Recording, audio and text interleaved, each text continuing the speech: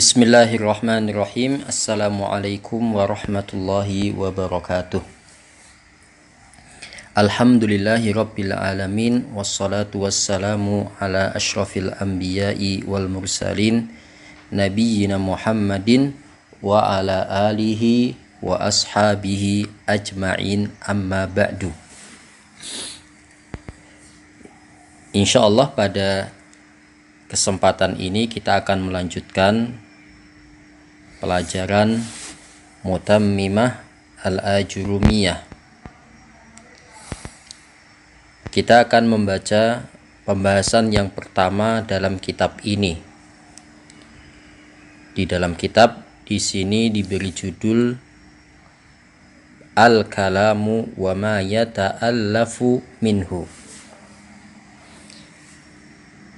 Al-kalam wa ma yata'allafu minhu, dan komponen apa saja yang bisa membentuk dan menyusun sebuah kalam. Qala al-musannifu rahimahullah, al-kalamu huwa al-lafzul murakkabu al-mufidu bil wad'i. Kita ulangi, al-kalamu huwa al-lafzu al-murakkabu al-mufidu bil wad'i. Artinya, al-kalam, kalam itu adalah sebuah lafadz yang tersusun dari dua kata atau lebih. Al-mufidu dapat memberikan faidah, dapat difahami oleh yang mendengarnya. Bil wad'i menggunakan bahasa Arab. Inilah pengertian kalam dalam istilah nahwu. Dalam istilah nahwu, kalam harus memenuhi 4 hal. Yang pertama adalah al-lafzu, harus berupa ucapan yang diucapkan dengan lisan kita. Maka dari itu, menurut atau dalam istilah nahwu, isyarat dan tulisan tidak masuk dalam definisi kalam. Kenapa? Karena tidak dilafadzkan, tidak diucapkan. Yang kedua adalah murakkab. Murakkab itu artinya tersusun dari dua kata atau lebih. Dua kata itu paling sedikit, boleh lebih, boleh lebih. Yang ketiga harus mufid. Mufid itu maknanya adalah memberikan faidah, dapat difahami oleh orang yang mendengar. Kemudian yang keempat adalah bil wad'i. Bil wad'i ini ada dua makna, ada dua maksud. Yang pertama ialah mengucapkan ucapan tersebut dengan sadar, sehingga orang yang tidur, yang mengigau, jika mereka berbicara atau mengucapkan suatu kalimat dalam kondisi tidak sadar, ucapan mereka tidak disebut sebagai kalam dalam istilah nahwu. Mengapa? Karena tidak sadar ketika mengucapkannya. Itu maksud bil wad'i. Maksud lain atau makna lain bil wad'i adalah menggunakan bahasa Arab. Menggunakan bahasa Arab. Sehingga ucapan kita dengan menggunakan bahasa Indonesia tidak dinamakan dengan kalam menurut istilah nahwu.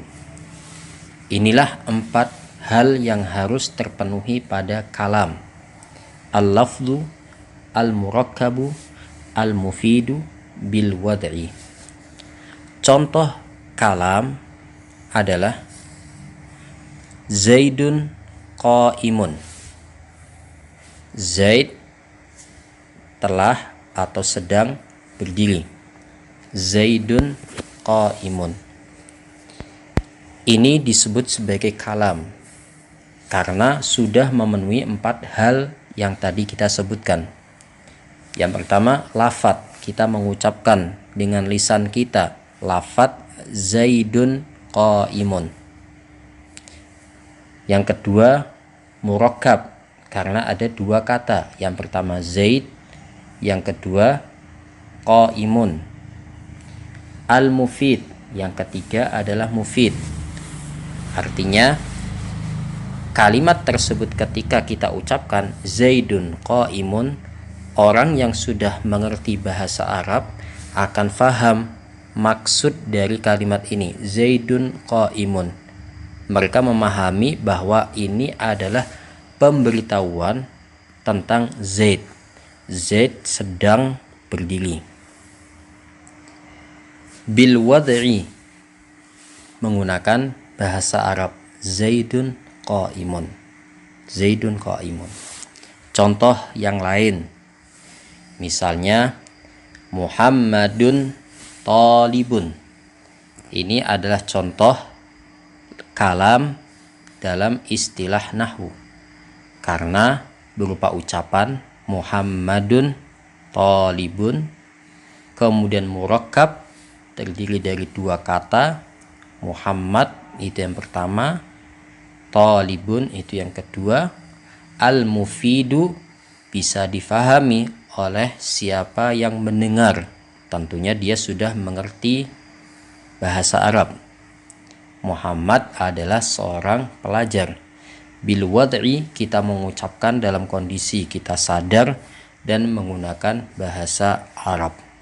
Nah, apabila tidak terpenuhi salah satu dari 4 hal yang tadi kita sebutkan, maka tidak dinamakan sebagai kalam. Contoh, tulisan atau isyarat tidak memenuhi syarat yang pertama, yaitu lafadz. 2, misalkan lafadz Zaidun saja tidak dinamakan sebagai kalam meskipun diucapkan. Kenapa tidak dinamakan kalam? Karena hanya terdiri dari 1 kata saja. Al-mufid, contohnya misalkan in qama Zaidun.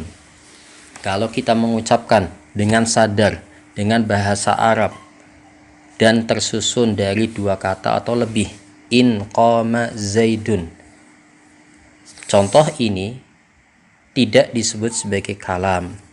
Mengapa? Karena kita berhenti pada kalimat yang belum bisa difahami oleh pendengar apa maksud dari ucapan kita. In qama Zaidun, jika Zaid berdiri. Kata ini, kalimat ini berupa lafadz diucapkan, tersusun dari 2 kata atau lebih, bahkan di sini ada 3 kata, in, qama, sama Zaidun. Bil wad'i menggunakan bahasa Arab,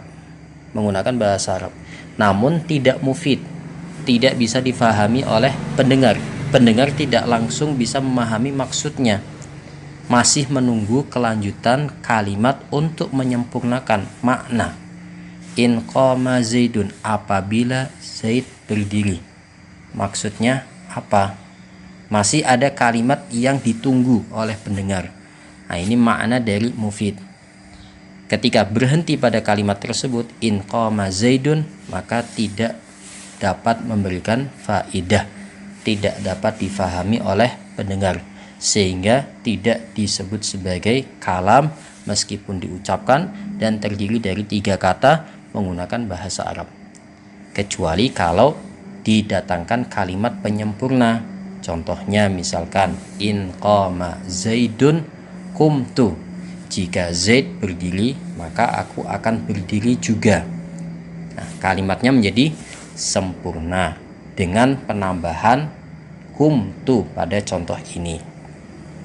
Kemudian bil wad'i menggunakan bahasa Arab, sehingga ucapan kita menggunakan bahasa Indonesia meskipun tersusun dari 2 kata atau lebih, kemudian dapat difahami oleh pendengar, dalam nahwu tidak disebut sebagai kalam karena menggunakan bahasa Indonesia, bukan bahasa Arab. Demikian pembahasan pada pertemuan ini. Insya Allah kita akan melanjutkan pada pertemuan berikutnya. Semoga bisa difahami. Wallahu a'lam bissawab. Ilahuna subhanakallahumma wa bihamdika asyhadu an la ilaha illa anta astaghfiruka wa atubu ilaik. Tafadhalu hafizakumullah. Wassalamu alaikum warahmatullahi wabarakatuh.